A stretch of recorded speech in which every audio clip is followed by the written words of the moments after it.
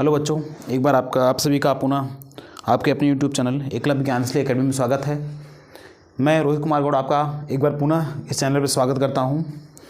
हम लोग जो क्लास 10 का कक्षा 10 का जो मानचित्र का कार्यक्रम, मानचित्र अवलोकन का जो कार्यक्रम हम लोग लेकर चल रहे थे, जिसमें मैंने आप लोग को 3 मानचित्र दे दिया है, ठीक है। और जो चौथा मानचित्र है वो आज लेके आया हूँ।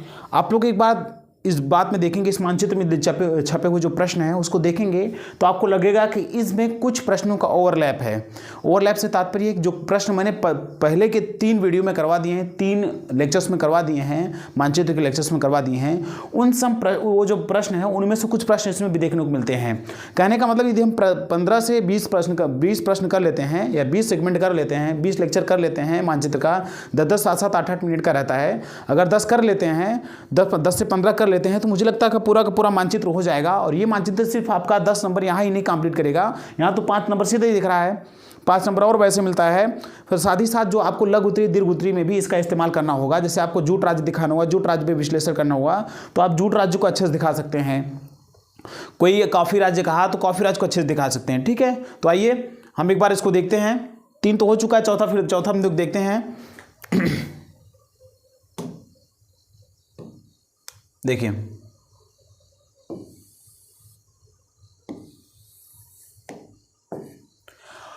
आपका प्रश्न है आपका कि गोदावरी नदी को दिखाना है, गोदावरी नदी इस चिन्ह द्वारा इसको अर्पित करना है। तो मैंने देखा था, जो पहले बार मैंने सेगमेंट चलाया था गोदावरी नदी का, उसमें भी गोदावरी नदी मिला था। जो पहला मैं मानचित्र अवलोकन जो वीडियो पहले चलाया था, उसमें भी गोदावरी नदी नाम का जिक्र था, ठीक है। तो उसमें मैंने आपको अच्छे से बताया था। एक बार पुनः देख लेते हैं, कोई जिक्र नहीं, ठीक है। एक बार पुनः देखते हैं। तो जो पहला प्रश्न है, आप पहला खींच देंगे, प्रश्न नंबर पहला, गोदावरी नदी, ठीक है, गोदावरी नदी, ये आपका पहला प्रश्न है। अब देखिए, जो पहला गोदावरी यहाँ पर दिया है, तो आप यहाँ एक पर्वत है, ठीक है। मैंने बताया कि पश्चिम जो है, पश्चिम में यहाँ पर एक पश्चिमी घाट है, ठीक है। यहाँ एक पश्चिमी घाट है, गुजरात के कुछ क्षेत्रों के लिए तो महाराष्ट्र ये सब होते हुए पश्चिमी घाट है। इसी पश्चिमी घाट में महाराष्ट्र में, उत्तरी महाराष्ट्र में एक नासिक जिला है। उस नासिक जिला में, ठीक है, नासिक जिला है, उस नासिक जिला में एक त्र्यंबकेश्वर पर्वत है। क्या है? त्र्यंबकेश्वर। पहले देख ले उद्गम,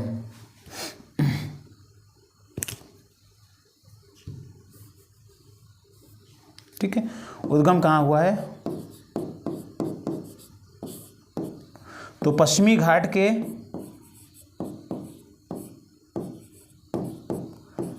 त्र्यंबकेश्वर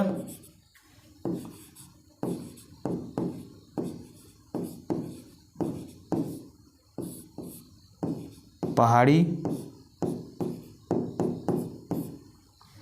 जिला, नासिक,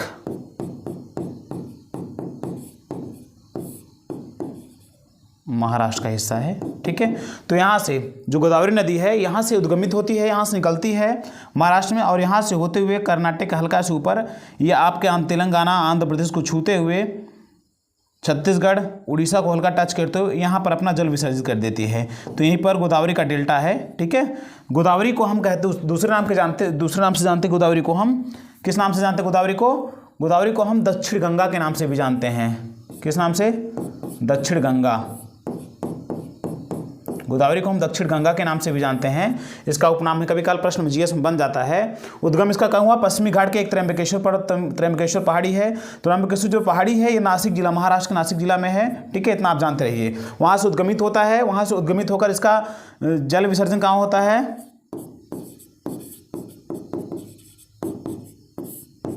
बंगाल की खाड़ी में। कहाँ पर? बंगाल की खाड़ी,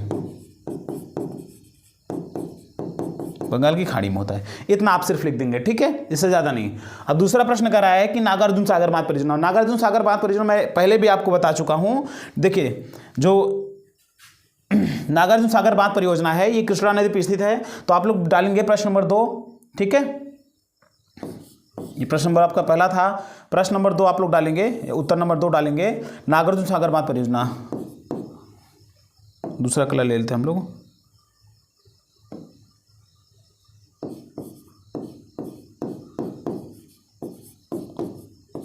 नागार्जुन सागर बांध, इतना आप डाल दीजिए। दूसरा प्रश्न आपका नागार्जुन सागर बांध। अब देखिए ये बना कहाँ पर है, देखिए एक पहाड़ी है पश्चिमी घाट का ही, जिसको हम क्या कहते हैं, महाबलेश्वर पहाड़ी। किस नाम से, तो उद्गम देखिए इसी पश्चिमी घाट में, एक पश्चिमी घाट में आपका ऊपर एक तो ये वाला त्र्यंबकेश्वर पहाड़ी और दूसरा इसी के नीचे है एक, इसको हम कहते हैं महाबलेश्वर पहाड़ी। क्या कहते हैं, महाबलेश्वर पहाड़ी। तो महाबलेश्वर से पश्चिमी घाट का ही जो कि हिस्सा है, महाबलेश्वर से इसका उद्गम होता है और कर्नाटक कुछ क्षेत्रों को छूते हुए ऐसा जाकर फिर यहीं पर आप लोग देखेंगे इतना तेलंगाना बटा हुआ है। तो तेलंगाना के यहाँ और यहाँ देखिए मैं दिखा रहा हूँ आप लोग को, देखिए ये जो क्षेत्र है ये ऊपर का तेलंगाना है।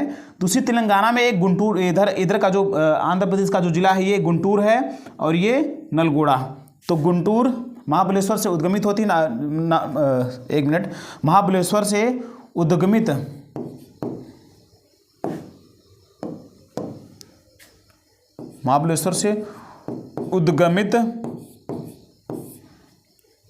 कृष्णा नदी पर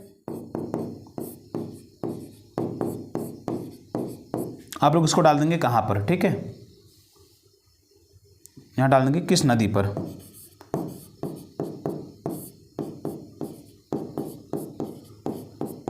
किस नदी पर, इतना डाल देंगे, ठीक है। नागार्जुन सागर बांध किस नदी पर है, तो महाबलेश्वर पहाड़ी से उद्गमित कृष्णा नदी पर स्थित है। और कहाँ पर, किस राज्य में, किस स्थल पर या किस स्थान पर, तो ये है एक नलगोड़ा जिला है और एक गुंटूर जिला है। ये जो नलगोड़ा है ये तेलंगाना में है, किसमें, तेलंगाना में है, और जो गुंटूर है ये आंध्र प्रदेश में है। तो दोनों से सटा हुआ जो क्षेत्र यहीं पर बांध बनाया गया है, ये जो दोनों से सटा हुआ क्षेत्र यहीं बीच में बांध बनाया गया है, जिसको हम नागार्जुन सागर बांध परियोजना कहते हैं। किस नदी पे है, कृष्णा नदी पे है, ठीक है। और किस स्थान पे है, नलगोड़ा गुंटूर जो कि आंध्र प्रदेश का हिस्सा है और जो नलगोड़ा है तेलंगाना का हिस्सा, इन दोनों के मध्य में इसका निर्माण हुआ है, ठीक है। ये कब बना था नागार्जुन सागर बांध परियोजना, ये 1955 में बना था, ठीक है। किसके द्वारा बनवाया गया था, पंडित जवाहरलाल नेहरू, पंडित जवाहरलाल नेहरू द्वारा इसका निर्माण करवाया गया था, ठीक है। तो इस तरह से आपका 2 प्रश्न कंप्लीट हुआ। तीसरा प्रश्न कह रहा है आपसे, तीसरा प्रश्न कह रहा है कि दक्षिणी भारत में कॉफी उत्पादक क्षेत्र, दक्षिण का मतलब ये जो प्रायद्वीपीय क्षेत्र है सब दक्षिण भारत का क्षेत्र कहलाता है। तो इसी दक्षिणी भारत क्षेत्र में, ठीक है, इसी दक्षिणी भारत क्षेत्र में एक आपका क्षेत्र है कुर्ग, आप लोग पढ़े भी होंगे, कुर्ग कर्नाटक में एक दक्षिणी हिस्से में एक कुर्ग क्षेत्र है, ठीक है। उस कुर्ग क्षेत्र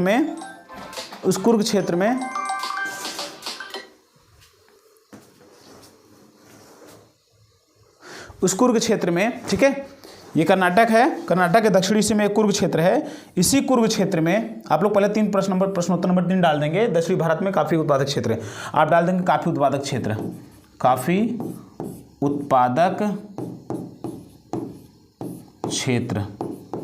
काफी उत्पादक क्षेत्र, इसमें डाल देंगे तो क्या डालेंगे, कुर्ग कर्नाटक, ठीक है, कर्नाटक लिख देंगे। बस आपसे प्रश्न इतना ही पूछा है कि एक दक्षिणी भारत का कोई एक ऐसा क्षेत्र बताओ जो काफ़ी का उत्पादक है। हालांकि जो अब मैं आपको बताऊं ज्ञान के लिए, तो जो कर्नाटक है, कर्नाटक पूरे भारत का लगभग 56%, कितना, लगभग 56% जो होता है कॉफ़ी का उत्पादन करता है पूरे भारत का। पूरे भारत में सबसे ज़्यादा उत्पादन करने वाला कॉफ़ी का यही राज्य है, कर्नाटक ही है, जो कि पूरा का पूरा 56% उत्पादन करता है और पूरे भारत को या फिर अन्य देशों को सप्लाई भी करता है। तो तीसरा प्रश्न कंप्लीट हुआ। चौथा प्रश्न करें, भारत के किसी एक जूट उत्पादक क्षेत्र को चिन्हित कीजिए। तो एक जूट उत्पादक क्षेत्र को हमें चिन्हित करना है, वो भी किस चिन्ह द्वारा, इस गोल सर्कल द्वारा। तो मैं आपको बताऊं, जो पश्चिम बंगाल का जो क्षेत्र है, जैसे ये हुआ पश्चिम बंगाल का और ये जो बिहार का क्षेत्र हुआ, इन क्षेत्रों में आप प्रश्न उत्तर नंबर 4 डाल देंगे। इन क्षेत्रों में चाहे जैसे दिया आपका प्रश्न या जूट उत्पादक क्षेत्र, पहले इतना लिख दिए, जूट उत्पादक क्षेत्र, ये आपका प्रश्न हो गया। तो जूट उत्पादक क्षेत्र में आप देखेंगे, पहला एक ही आपको बताना है, मिदनापुर, आप बताइए, मिदनापुर जो कि पश्चिम बंगाल में है, पश्चिम बंगाल में एक मिदनापुर क्षेत्र है, ठीक है। या फिर आप दूसरा बताएंगे तो आपका बिहार भी हो जाएगा। कोई एक बताना है आपको, दोनों नहीं बताना है, ठीक है तो कहीं लेकिन सबसे ज़्यादा उत्पादन होता है पूरे भारत में, सबसे ज़्यादा दूध का उत्पादन अगर बात करें तो सबसे ज़्यादा उत्पादन जो है पश्चिम बंगाल में होता है और दूसरा स्थान पर बिहार है, ठीक है। तो आप दोनों में से किसी एक क्षेत्र को लिख दीजिएगा और ऐसे सर्कल बना दीजिएगा, सर्कल जो ऐसा कह रहा है वैसे बना दीजिए। पांचवा प्रश्न कह रहा है कोच्चि बंदरगाह जो है इस चिन्ह द्वारा चिन्हित करना है। तो आपको मैं बताऊं कि कोच्चि बंदरगाह जो ये पांचवा प्रश्न आप यहाँ देखिए, ये केरल में एक यहाँ जो क्षेत्र है, ठीक है, बंदरगाह का, तो ये आप पहले खींच देंगे इसको, पांचवा प्रश्न डाल देंगे यहाँ पर, ठीक है, ठीक है, यहाँ डाल देंगे प्रश्न नंबर 5 कोच्चि बंदरगाह, कोच्चि बंदरगाह दिख रहा होगा, कोच्चि बंदरगाह, या तो आप यहाँ लिख दीजिए साफ साफ, ठीक है। यहाँ पर ये क्षेत्र है, खींच लिख दीजिए कि प्रश्न नंबर 5